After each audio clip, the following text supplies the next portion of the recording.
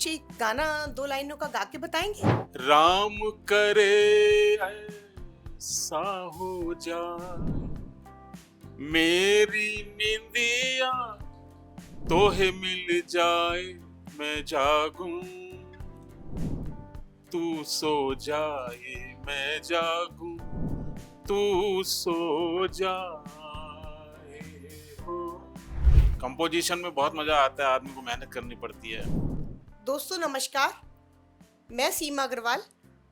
आप देख रहे हैं हमारा एक खास प्रोग्राम, जिसमें आज हम एक ऐसी शख्सियत को आपके सामने लेके आए हैं जिन्होंने 40 साल बैंक में काम किया और एक लंबे अरसे के बाद उन्होंने अपना सेकंड इनिंग अपनी एक सिंगिंग में निकाली।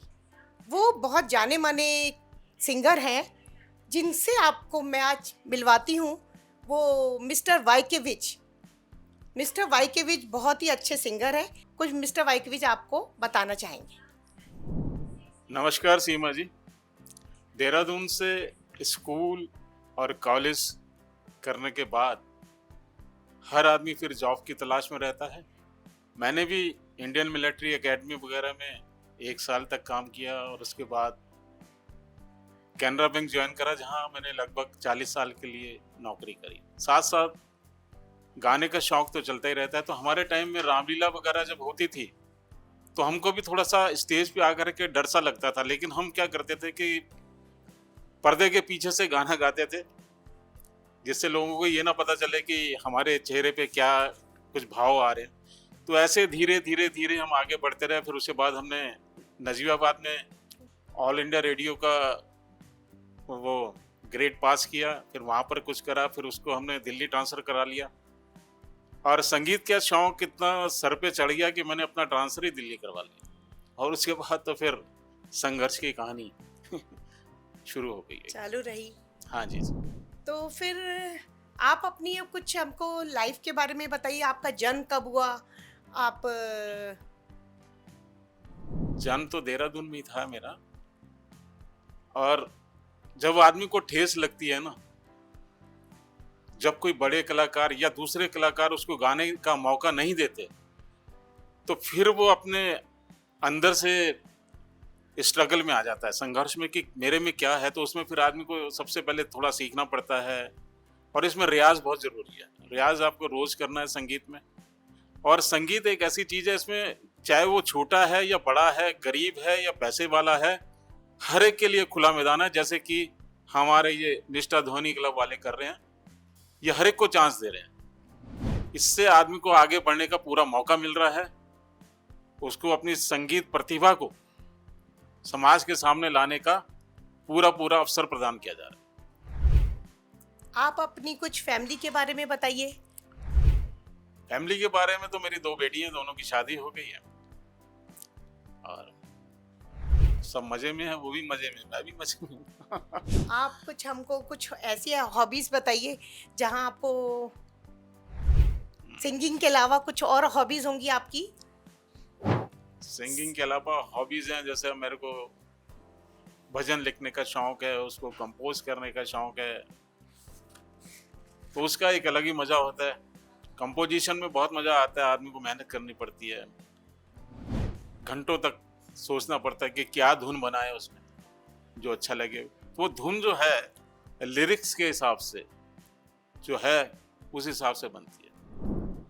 और आप कुछ ऐसी घटना बताइए अपनी लाइफ की जो आपके साथ कभी, जिससे कि आपको कुछ खट्टी मीठी घटना हो, कि जिससे कि आपको ऊपर नीचे उतार चढ़ाव आए हो आपकी लाइफ हाँ में।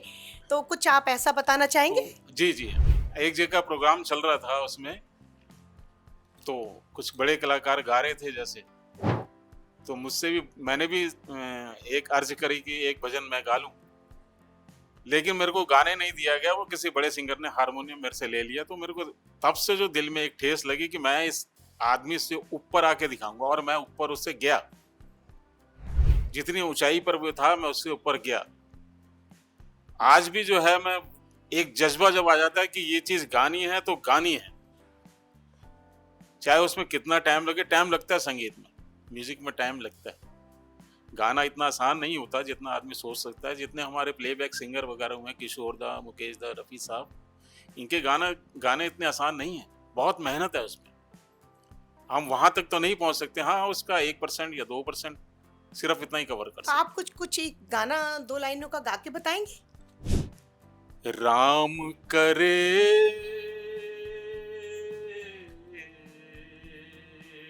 हो, राम करे ऐसा हो जाए, मेरी निंदिया तोहे मिल जाए, मैं जागूं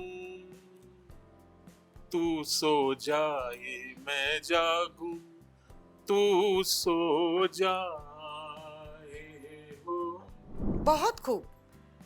आप अपना कुछ आपका फ़ेवरेट सिंगर, कोई फ़ेवरेट सिंगर तो फेवरेट होगा ही। सिंगर किशोर दा, जो गुरुदेव जिनको कहा जाता है संगीत के गुरुदेव हैं, मुकेश जी हैं। वैसे तो हल्का फुल्का तो आदमी और सिंगर को गा सकता है, लेकिन थोड़ा सा टच वाली बात है तो किशोर दा और मुकेश जो है मेरे फेवरेट सिंगर हैं। जैसा कि आपने बताया कि आपको मोटिवेशन तब से मिला जब से आपकी लाइफ में कुछ ऐसा कोई इंसिडेंट हुआ ये वाला, हम्म। तो आपको तब से मोटिवेशन मिला। तो उसके बाद आप बताना चाहेंगे कि म्यूज़िक के बारे में, आपको म्यूज़िक से कितना लोगों को एक म्यूज़िक जैसा कि लगता है कि म्यूज़िक एक थेरेपी है, तो उसके बारे में आप बताना चाहेंगे कि मैंने सुना है बहुत लोग म्यूज़िक से काफ़ी ठीक हो गए हैं, तो थोड़ा सा उसके बारे में कुछ ब्रीफ कीजिए। देखिए, सबसे बड़ी आदमी के जो लाइफ में चीज है वो है सुकून। आदमी दिन भर का थका होता है या एक प्रोग्राम देखने जैसे जाते हैं तो वो एक सुकून के लिए जाते हैं। जो पुराने गाने हैं बॉलीवुड के, उन सब में ये सुकून है। आजकल मैं ये नहीं कहना चाहता कि आजकल के गाने कैसे हैं कैसे नहीं, लेकिन उसमें जो है ना धूम धड़ाका बहुत है और इतनी तेज उसकी रिदम वगैरह है कि वो एकदम से निकल जाती है। आप आज की डेट का कोई गाना सुनेंगे तो आप 1-2 दिन आपको याद रहेगा, फिर उसके बाद दिमाग से निकल जाएगा। लेकिन पुराने गाने अगर आपने सुने हैं तो वो आपको हमेशा याद रहेंगे। और कभी कोई ऐसा सीन आता है जैसे लाइफ में आदमी के, आप ट्रेन में जा रहे हैं या आप सफर में हैं, तो आपको वो पुराने गानों में से कोई ना कोई गाना जो है आपके दिमाग में आ जाता है और आप अपने आप ही गुनगुनाना शुरू कर देते हैं। तो ये फर्क है दोनों। तो आप जाते जाते कुछ दर्शकों को ये बताना चाहेंगे कि निष्ठा क्लब के बारे में आप बताइए कुछ, कि आपको कैसा लगा या आप लोगों को उनके साथ कैसे जोड़ सकते हैं। निष्ठा क्लब तो देखिए समाज के लिए एक उदाहरण है हम्म, कि ये लोगों को जो है उठा करके ला रहे। नहीं तो आदमी की जो जिंदगी है वो तो स्ट्रगल में ही बीत जाती है। उसको वो सही गुरु नहीं मिल पाता जो उसको ऊंचाई तक ले जाए। अगर आपके अंदर टैलेंट है, आप लाइफ में आगे बढ़ना चाहते हैं, आपके अंदर टैलेंट है, तो आप आइए ना निष्ठा क्लब, यहाँ पर मिलिए, आपको पूरा प्रमोट किया जाएगा फ्री ऑफ कॉस्ट, और खाना और चाय वगैरह सब इनकी तरफ से। बहुत खूब सर, आप आए हमारे इस प्रोग्राम में, आपका बहुत बहुत धन्यवाद। आपने बहुखूबी इस प्रोग्राम को निभाया। मैं आपका तहे दिल से धन्यवाद करती हूँ। ठीक है सीमा जी, नमस्कार। सर नमस्ते।